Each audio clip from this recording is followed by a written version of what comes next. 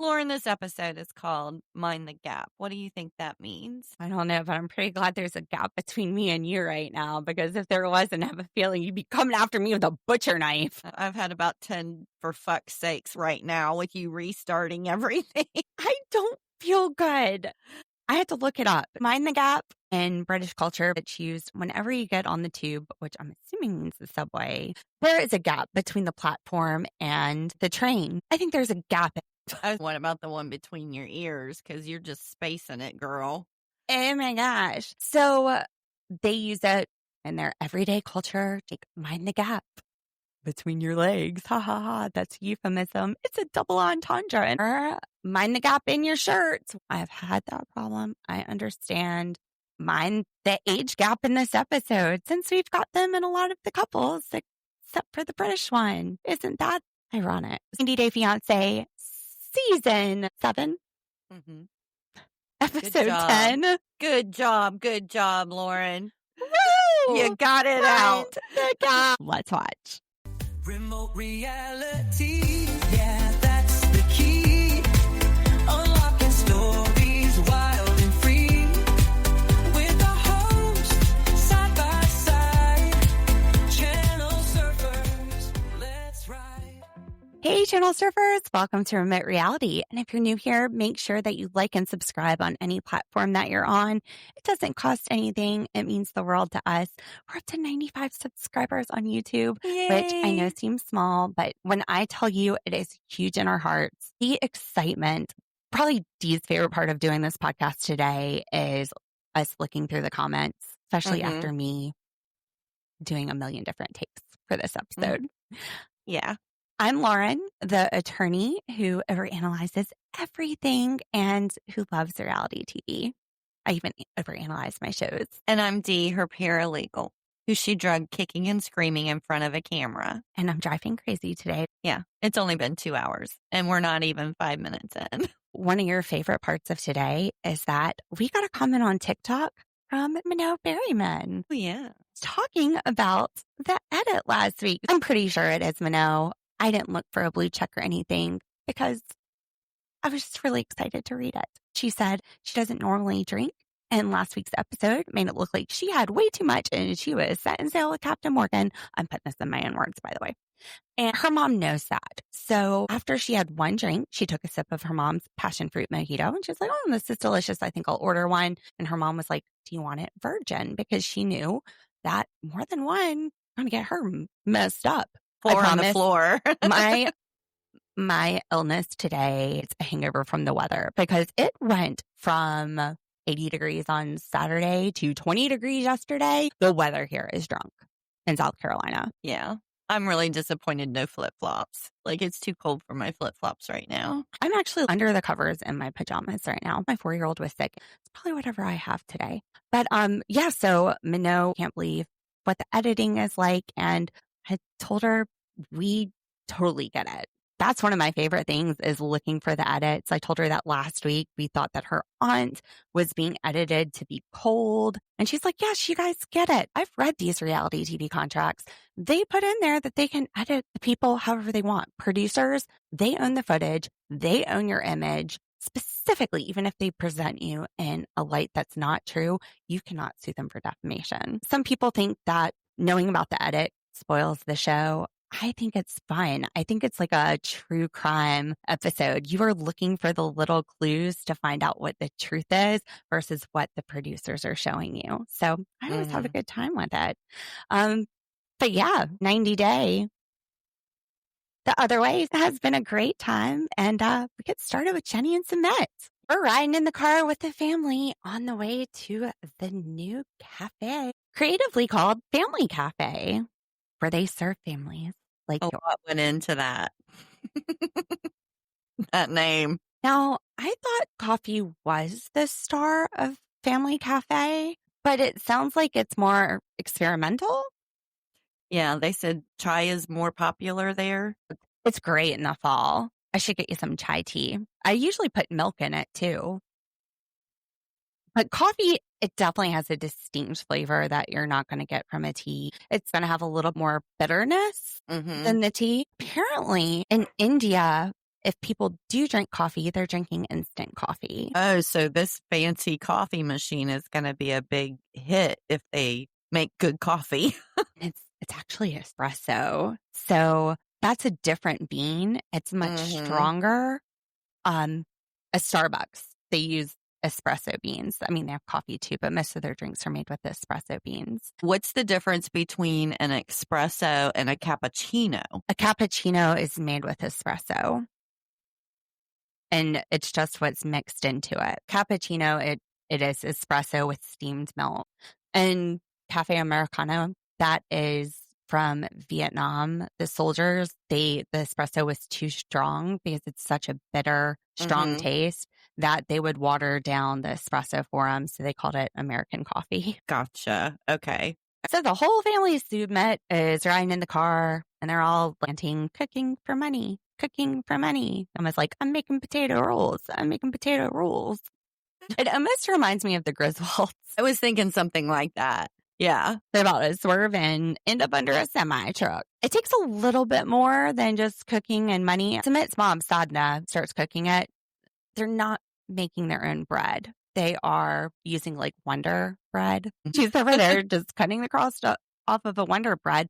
I would think it would be less expensive to make your own bread and really just add to the quality of the flavor. My guess would be the space. That is such a small space, and they really don't have space for equipment to bake and stuff. Why not make the bread at home and then bring it to the location? Just like you would True. go There to the could be grocery something store, like buy that. the bread, and then bring it back, unless it takes True. a lot of bread. Well, it looked like she was cutting up quite a bit of bread. I don't know either. I thought it was interesting. They asked Jenny, though, what she was going to be doing, and she said making the coffee. That's her responsibility, and that's it. Look, Sumit is right. It is an art. It's not just grinding up the espresso beans and pressing them in. When you make espresso, you have to steam the milk. You have to foam the milk. Sometimes you can do this cute little kawaii designs in the milk. I doubt we're going to be getting to that level, but I think Jenny has a lot of issues cooking and fixing anything. So it's going to be interesting if she's going to be in charge of this coffee. worst case scenario, just hand her some instant coffee and they won't know the difference. If she can handle instant coffee. We need to give Jenny a little credit. I mean, she's the one realizing that this is like shoving a bunch of sardines in a can. There is no space for everybody here. That's true. I thought this was going to be a coffee shop, but it looks like they're like serving a lot of different foods. They only have this little mini fridge. So is the food just sitting out all day? Also, if you're making potato bread, I've got questions. Putting potato on bread? I don't know. Maybe we need to look that up too. So yeah, apparently you cut off the crust, make mashed potatoes with some like peas, vegetables, seasonings, and then you roll the bread around it and then fry the bread. That sounds kind of good.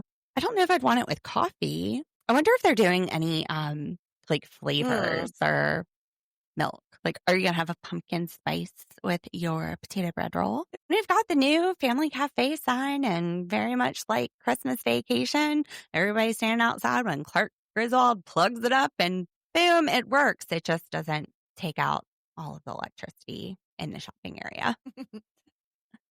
That's a good Speaking of analogy. signs, that was not the only sign. They have their menu up. So let's see exactly what Family Café is serving. We've got bread rolls, of course, sandwiches, tea and coffee, French fries, eggs. You could either get them fried, scrambled, or with cheese.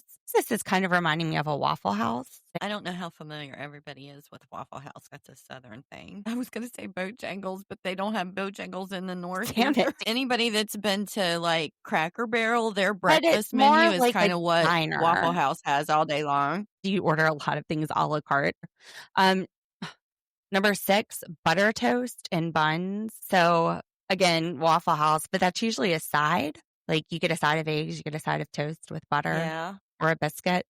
Number 7 is pasta, red or white.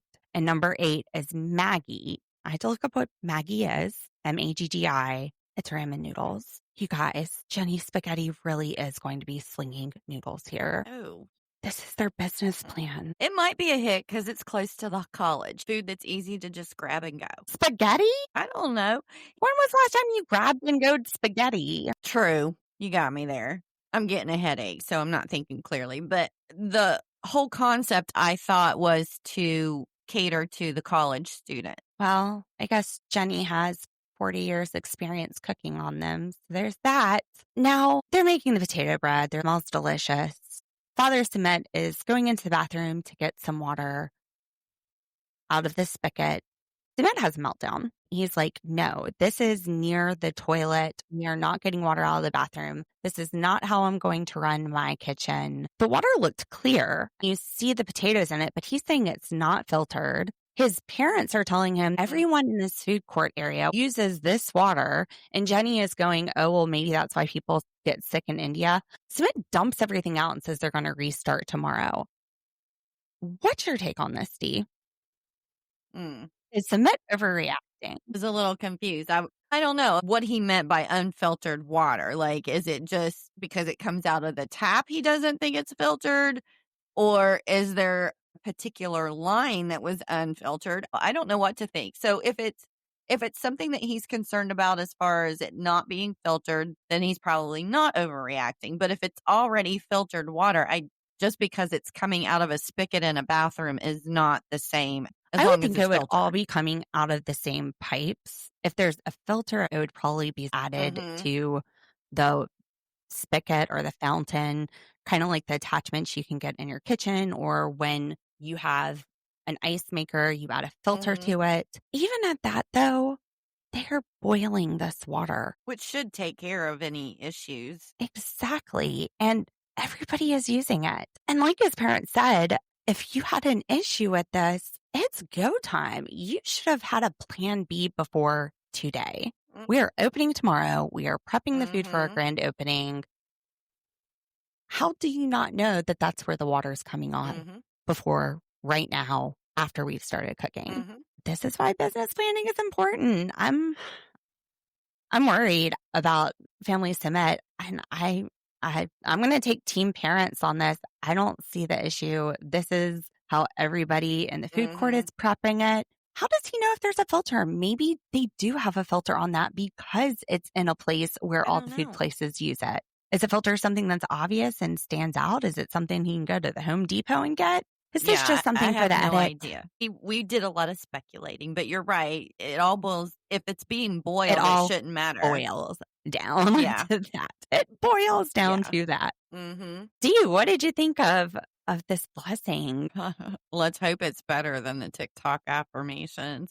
What I thought was kind of ironic is Sumit had thrown such a fit over the unfiltered water with his parents. And then this blessing is done with water, holy water, and cow urine. The guy comes in and he's flinging it all over the inside of this restaurant where they're cooking and preparing food.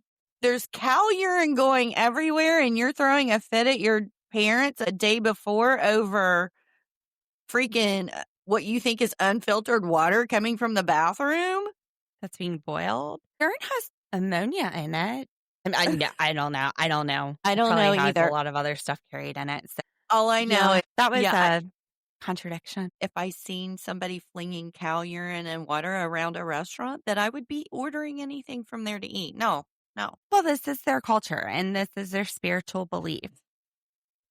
I understand what you're saying, but no. I'm sure we do weird things too. I'm sure we do. Absolutely 100%.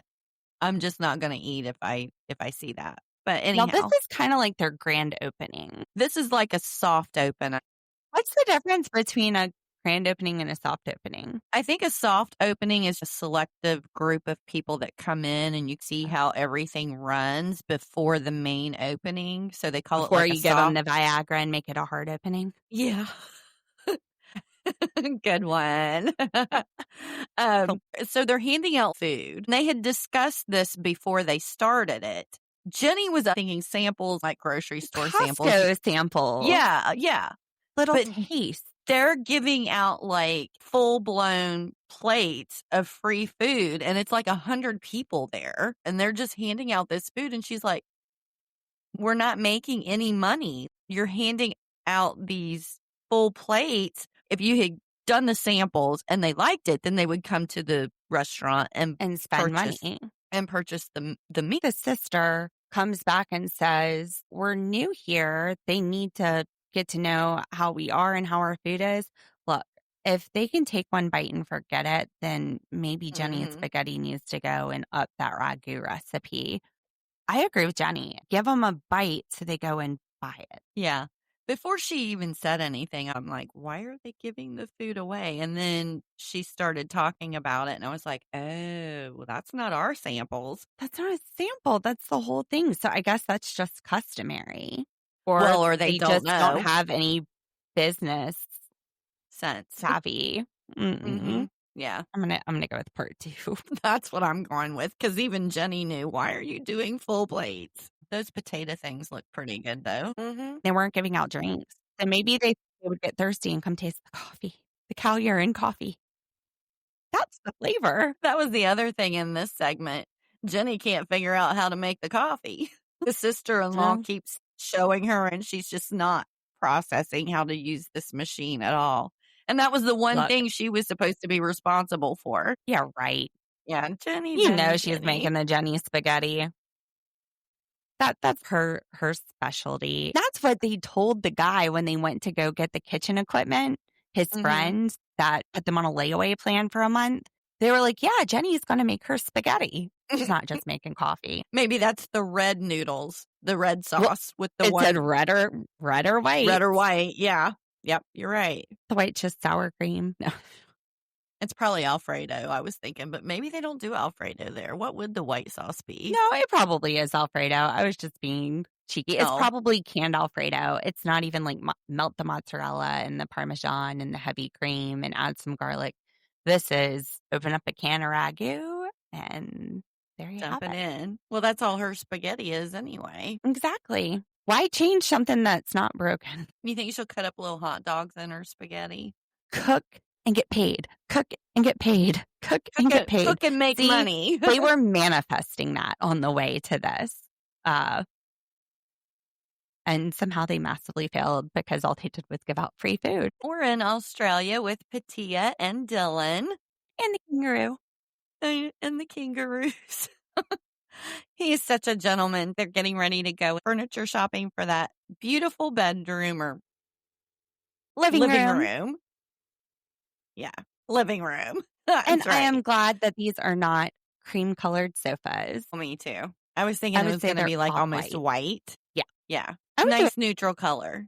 I would go neutral so that you can change everything around them and not have to buy a new couch. That's good for an investment. Yeah, that's just me. That's the way I would do it anyhow. And she says that she looks for durability, comfort. What was the other one? I can't remember. Quality. Durability, comfort, quality. And yes. quality. Yes. Which does that mean expensive? Look, probably. She can't help it. She has expensive taste. He's like, the price. You got to at least kind of like graze the price tag. And it was funny because when he said that, she gave him like this little side stink eye look. It was so cute. She was ribbing him in the ITMs. She's like, I can't help I have expensive taste. And she's just smiling. He was smiling too. Do you think it's the edits? They're just making up a story for these two to have a problem? Maybe. I think we get a lot of that this season.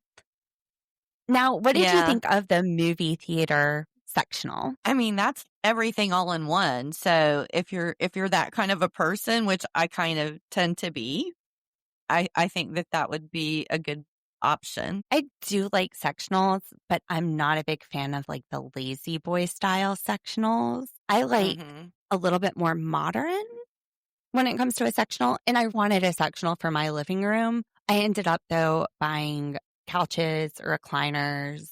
And I'm not mad about it.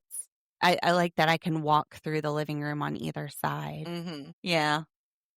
That's a good point too. I guess it would depend on the size of the room. I didn't think their living room was like a huge open space like we see a lot big sectional would fit it.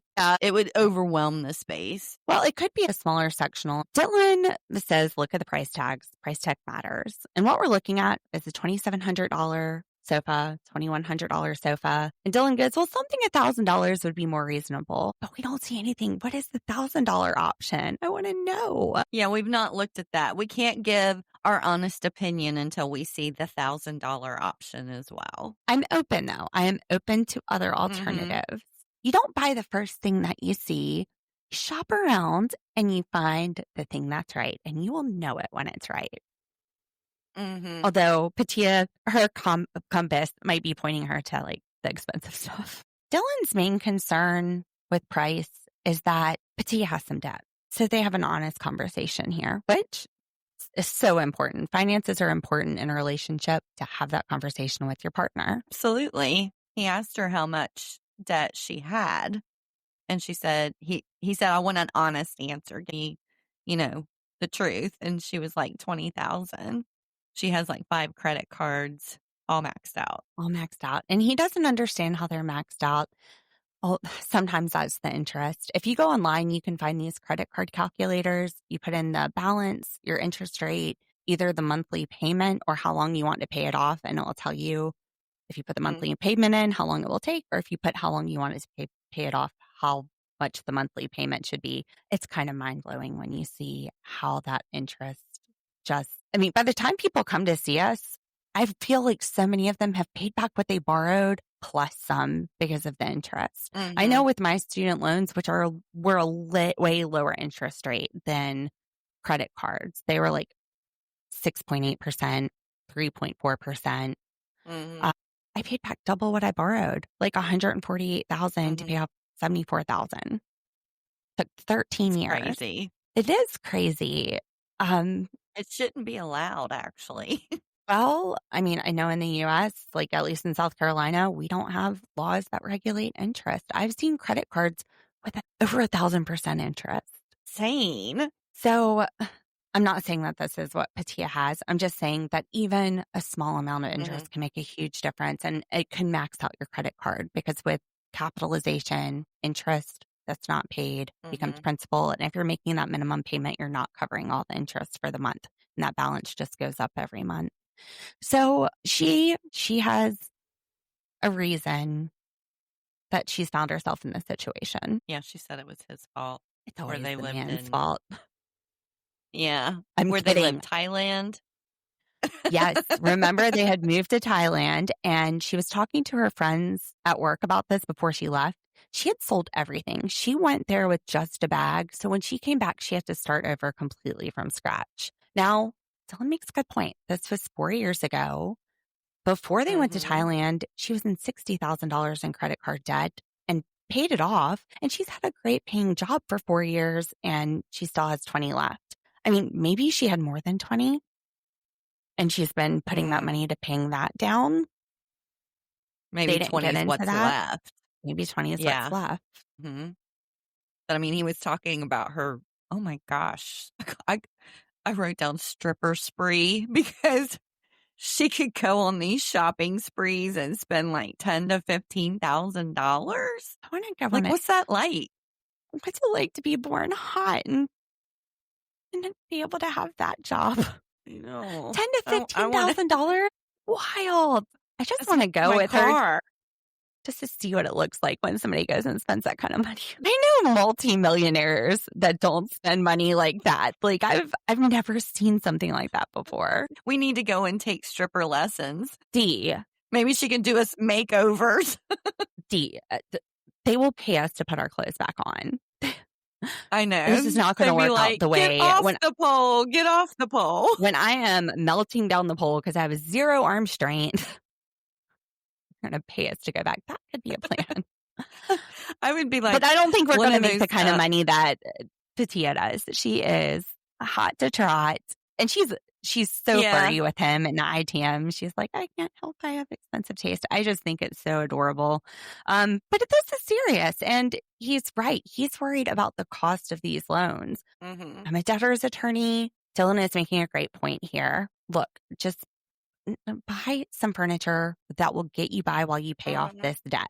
Because right now it is costing you X amount of dollars a day just to have that loan out. So if you've got a place to sit and you pay off that loan, then you stop paying money just to have debt out. Like that's what interest is. It's the cost of having debt, and it's a penalty. You just pay it until it's paid off. You are just throwing money into a hole while you have debt, because you're not just paying off the debt and filling up the hole. You're also paying for the cost of the loan. And then once you do that, you can take that extra money and invest it and start earning interest, start making money off of your money. So I don't think this is a bad idea to pay off this debt. Now, the way that Pattiya is suggesting paying it off, I don't think is a great idea either. She's suggesting that Dylan sell one of his rental properties, which that's income. That is passive income for him. Houses, at least in the US, tend to appreciate in value. So they're an investment of themselves. Buy them, the price tag goes up. You sell them and you make money that way at some point. And maybe they're at a place where that's already gone up. Just keep, unless you get into a crash like we did back when I started bankruptcy practice back in like 2009, most of the time you see appreciation. So yeah, I don't think that's a great option anyway. Well, I wouldn't want to do it anyway.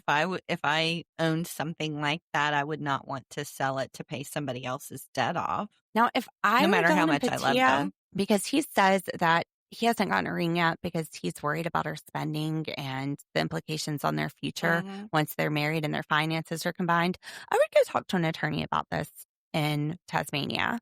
I just did some quick internet research. It looks like the law may be similar to what it is here. It's very possible that Pattiya's creditors could not go after Dylan for her debt. Right. Also, if this is debt from the United States, they would have to get a foreign judgment. It's a very complicated collection process. There aren't any treaties on collecting consumer debt. So I would talk to somebody local and see how aggressive U.S. creditors are in Australia. I guess it's probably not very aggressive. It probably costs more to pursue somebody halfway around the world. But talk to somebody local. This is why the information doesn't hurt. People think it's scary to call us, but worst thing we can say is you're going to have to pay it back. It's not an option for you. Well, have to pay it back, which you did when you stepped in the door, so it doesn't make a difference. And that usually is not a response we have. There's usually something that can be done. There's been a handful of times, but anything else with Dylan Pattiya for this statement? This segment? Oh my gosh. No, I think that was it. They pretty much were just covering her debt. And I totally get it. Yeah. I know. But I see both sides. It's fun to shop too. I get that. No kidding. I'm a little envious. I want to go shopping with Pattiya. I won't spend anything, but I just want to look cool while she's spending $15,000. I know. The sad thing is yeah. I'm just thinking the sad thing is even my brain, if somebody gave me $15,000 and told me to go shopping, I'd be like, okay, what can I spend this on other than shopping? I'd be like government bonds, paying stuff, a Roth IRA. Yeah, exactly. I'd be thinking the opposite of buying. Same. But I think that is a long time of us helping debtors.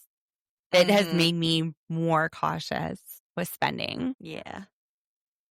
Greta and Matthew. The first comment Dee had was, oh my God, hot chocolate. I know.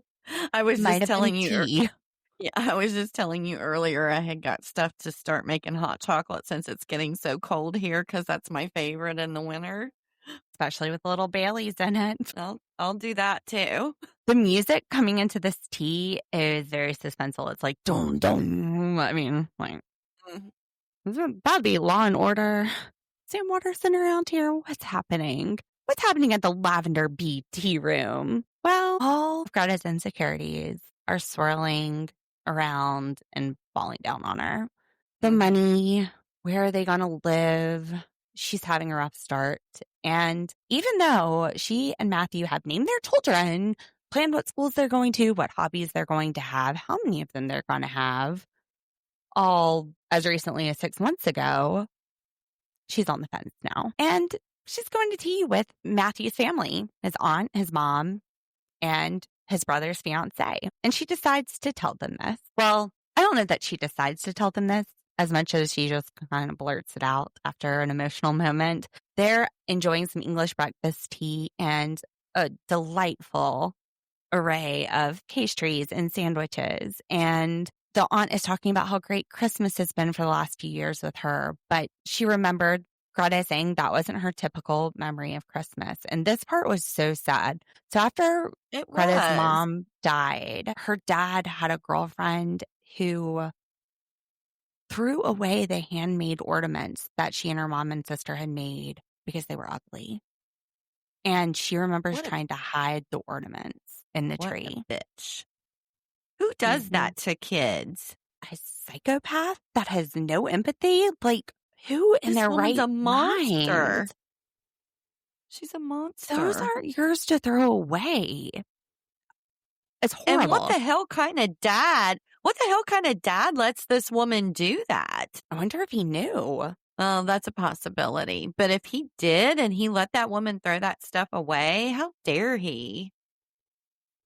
That's awful. This is a horrible story. And Matthew's mom gives her a hug and she's like, don't worry, honey. We will have our own Christmases. You're going to be a part of the tradition. You can make ornaments and put them on our tree. And your kids, you can make ornaments with your kids and put them on our tree. Mm-hmm. Yeah, and that's when Greta told them that she's having all this anxiety, not sure if she wants to have kids, hoping it's a test run. She thinks she needs to run this by Matthew, so let's drop it on his mom and just let her know. I don't want to disappoint you, but I'm not sure. Yeah, I think mom's a little shocked by the look on her face. I mean, you don't date somebody for what, 2 or 3 years, and all of a sudden plan out all your kids.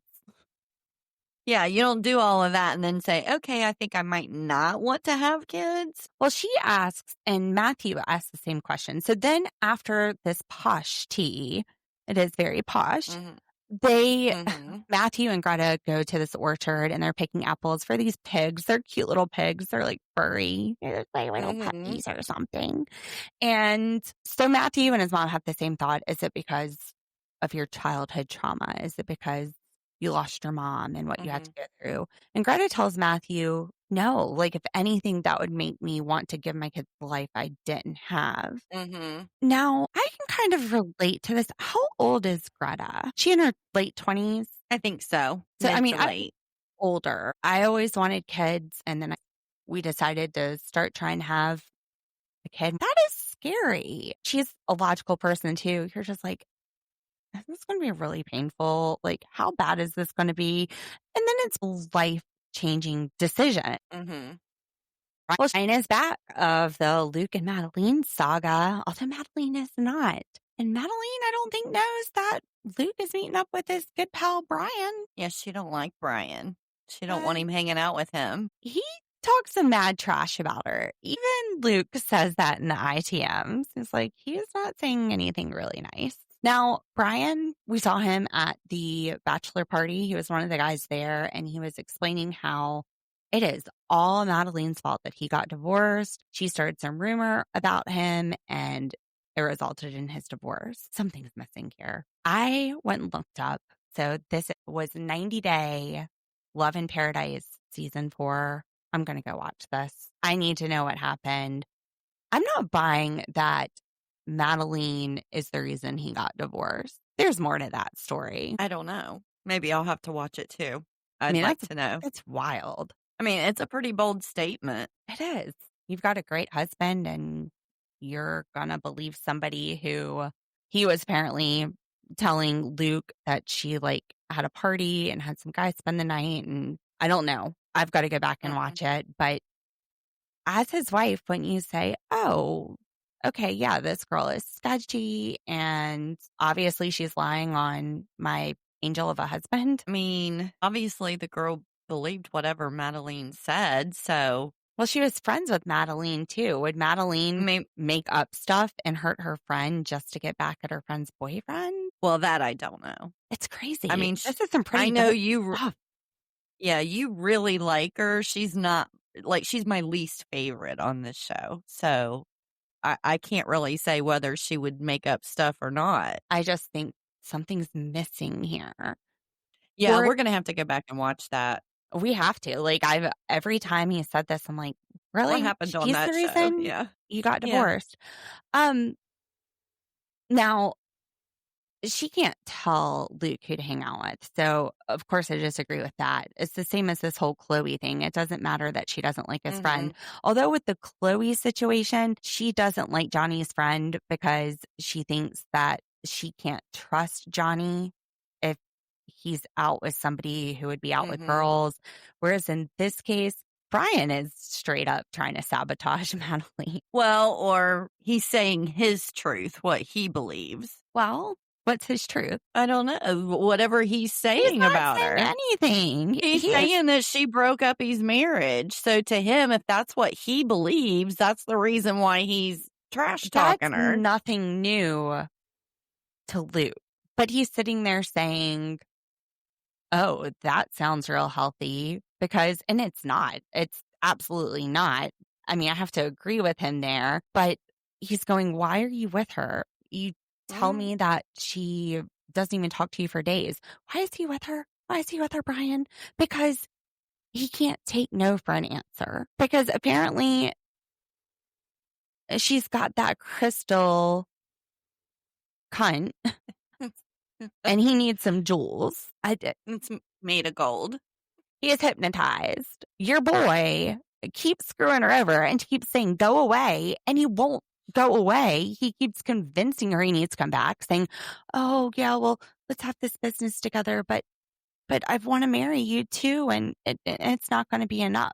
So he asked Luke, which is a smart question, why do you want to marry her? That's he wants to marry her basically for a green card. Whoa. Plot twist. His first answer, at least according to the edit,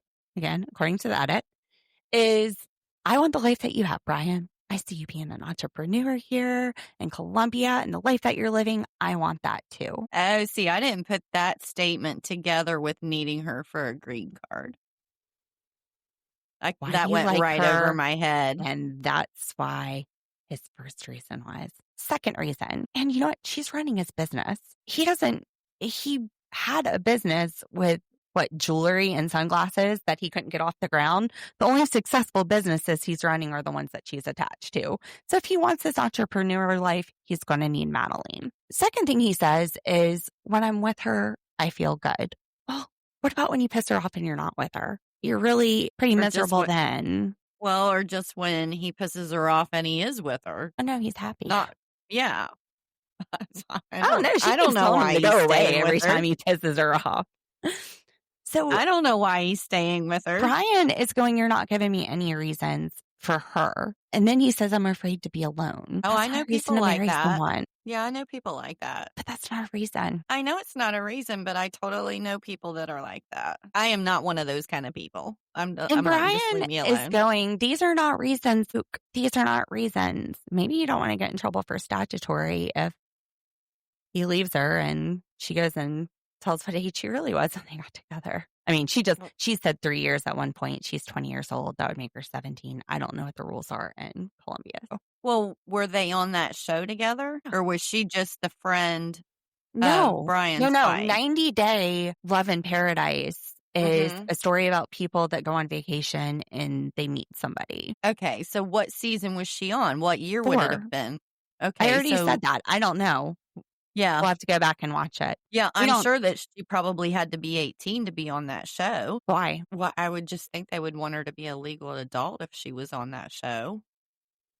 And what's the age of legal adulthood in Colombia? I don't know. It was in Colombia when they did it. Is that what you're saying? Yeah. I'm sorry. It's been a long day. You know what? We don't need to hash this out for the channel surfers. We will figure this out later. But Brian is like, sell her to me. Tell me a legit reason. You know what? His reasons are his reasons. Brian's just trying to get in there and stir some shit up. And then Luke starts talking about how he's not feeling like he's his best self right now because of his financial problems, which maybe you should be in a good place when you settle down with somebody. Yeah, we've said that too before. I don't think these two are ready to get married in any way, shape, or form. And I don't know why he keeps chasing after her when she keeps pushing him away. It's toxic.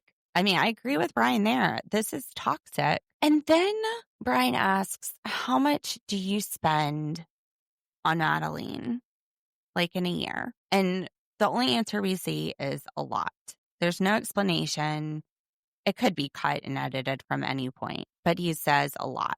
And then we go into the diary rooms, and you can tell this is Franken edited. We hear Luke say that Brian's saying some nasty shit, and you don't see him saying this. They're cutting between B-roll of them sitting at the table and then him talking in the ITMs. So, and you can hear a little bit of the pitch change between that and when Luke says, but there's some truth in that. So I think the truth in that was a different conversation. And then he says, I bought at her cars. I've bought her a beauty studio. I pay her rent. I pay for her food. I pay for everything. My question is she also getting paid by you for running these businesses? Or are you paying the rent for the beauty salon because you are the financial investor in the business and she is doing all the work? And then instead of paying her a salary, you're paying for her rent? Or is she just, are you giving her money just to stash away and still paying for her rent? Remember, they are more entwined than other couples.